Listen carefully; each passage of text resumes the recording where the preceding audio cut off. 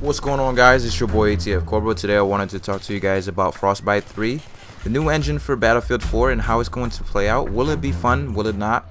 It looks good, but how do they play? How does Frostbite 3 play? How will it play for Battlefield 4? This is the question that I think you guys need to start asking yourself, because we're on the verge of a new release for a new game. A couple months down the line, the rumored release date for Battlefield 4 is October 29th. So these are questions we gotta ask ourselves. Are we gonna purchase another game and invest into it? Because I know there's going to be premium for Battlefield 4, because DICE is gonna take advantage of this. They took advantage of when premium came out for Battlefield 3, so they're gonna do the same for Battlefield 4. Now, as far as Frostbite 3, does it look good? Hell yes! Oh my God, it's crazy how they jump that big giant jump from Battlefield 3 to Battlefield 4. Graphical wise. Now, as far as textures and details, it looks the same, because that's what you want in a sequel. That's what you want in a new game. You don't want the same game. You don't at the same time, but you don't want something too different that's going to completely change everything around. This is why it kind of Battlefield 4 looks like Battlefield 3, but just way better graphics. The engine's going to change a little bit. There's going to be a lot more things that are reinvented. So at the same time, I'm not mad about it. I know some people are kind of skeptical about it, but to me, Battlefield 4 is about 7 months away.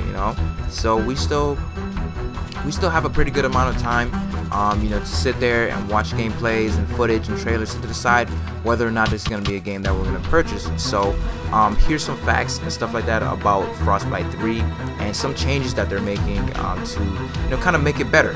Basically, Frostbite 3 is going to be better across platforms. So changes to the PC version won't be as dramatic as Frostbite 2 and Battlefield 3.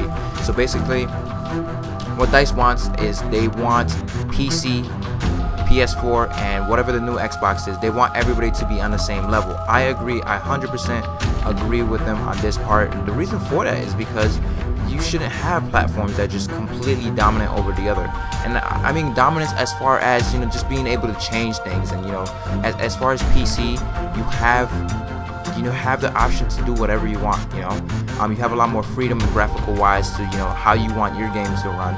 And I think that's the step they're trying to make. They're trying to make it so we're all on the same playing level. As far as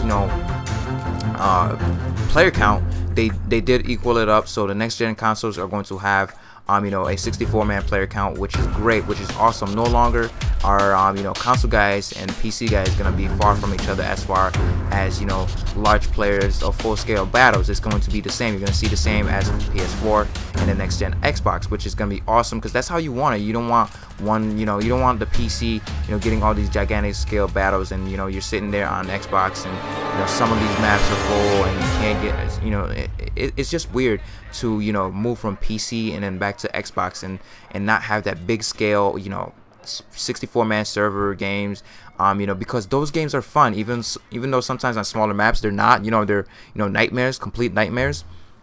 Some maps they're fun, and some maps it's required, like the bigger maps, like Armored Kill or the new previous maps. So as far as the engine, they're going to keep things the same. Basically what I was trying to say, they're going to keep it the same, so we're on the same playing level for that most part. But at the same time, PC is going to have a lot more freedom as to how they want their game to look, which I think is great as well. So if you want to invest on a new PC, go for it. Or if you want to stick to consoles, then go for it, because it's going to be the same all the way around, except for just visually how it's going to look.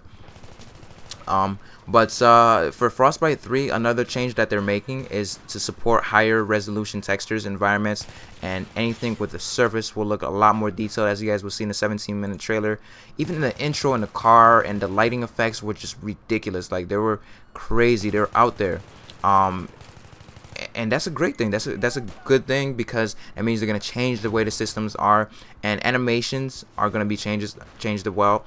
They're gonna improve on the animations for the NAT and for the animation system.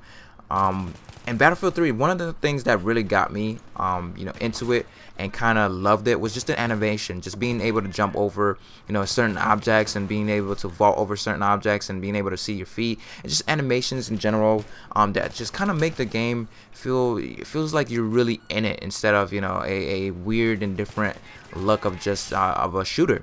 That's what makes Battlefield different. That's what makes Battlefield 3 great. So Battlefield 4 will be the same. It looks great. Now, will it play great? As far as the gameplay can tell, it looks like they're listening to us. As far as suppression, I've seen suppression toned down. It wasn't completely removed, but it was toned down just a little bit. So that's another thing. And for the Frostbite 3 engine, they said that explosions will explode, basically.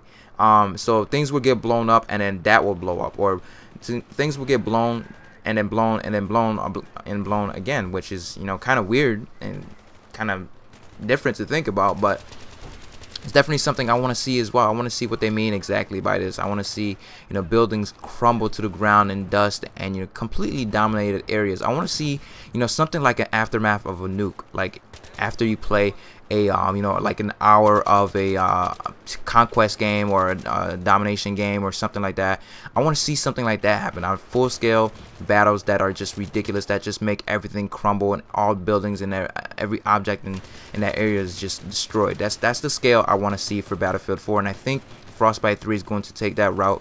As they said, if they would go back to the destruction of Battlefield Bad Company 2, it would be awesome. But at the same time, when you really look at it, if you could destroy just about every building and everything else on the map, it kind of makes for a level playing ground, which is kind of boring, because then you really have to kind of change the way you play, because you're just about visible from every angle. But we'll definitely see how it plays. And also Frostbite 3, I think they only showed us a little bit of what they're doing exactly, because if you guys haven't remembered the trailers that they released in the beginning, where land, air, and sea battles would take place, sea is going to take a lot of resources, it's going to need a bigger engine. So I'm thinking Frostbite 3 is not Frostbite 2.5. If you're going to have naval warfare in Battlefield 3, you're definitely going to need a lot more, and your physics engine, your graphics engine, you're going to need a lot more power to actually run this. So I definitely have high hopes for Battlefield 4, and the Frostbite 3 engine is going to it's going to be basically kick ass. I think it's really going to do well. I think Battlefield 4 is really going to be surprisingly good, and we shouldn't have any doubts toward this game. So I thank you guys for watching. Hopefully I did answer your question. Hopefully I kind of put some thoughts in your head about Frostbite 3 and how Battlefield 4 is going to play out. And other than that, I thank you guys for watching the video. Be sure to leave a thumbs up if you did, and comment, rate, subscribe, all that other good stuff. And other than that, I'll see you guys on the battlefield, and thanks for watching again. Peace.